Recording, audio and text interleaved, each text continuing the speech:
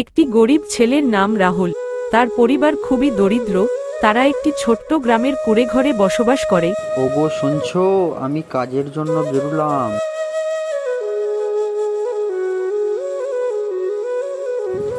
ওগো শুনছো, সারা গায়ে ঘুরলাম, কোনো কাজ পেলাম না। এইভাবে দিন কাটলে চলবে কি করে? রাহুলের তো অনেক স্বপ্ন, পড়াশোনা করার, স্কুলে ভর্তি করব কিভাবে, আর সংসারটাই চলবে কিভাবে? কি করি বলো তো? আমি তো অনেক চেষ্টা করলাম কাজের জন্য, কোনো উপায় পেলাম না। দেখি জঙ্গলের দিকে যাই, কিছু কাঠ সংগ্রহ করতে পারি কিনা।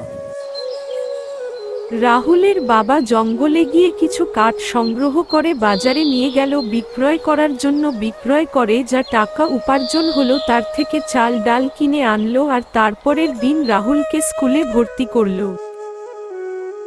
রাহুলের স্বপ্ন ছিল পড়াশোনা করে বড় কিছু করার।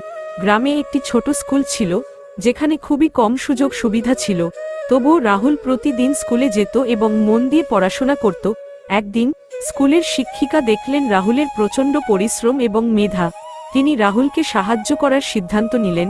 তিনি রাহুলের জন্য কিছু বই সংগ্রহ করলেন এবং বিভিন্ন সাহায্যের ব্যবস্থা করলেন।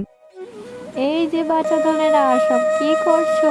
পরবর্তী পর্ব খুব তাড়াতাড়ি আসছে, রেডি থেকো। আর চ্যানেলটিকে লাইক সাবস্ক্রাইবার করে পাশে থেকো।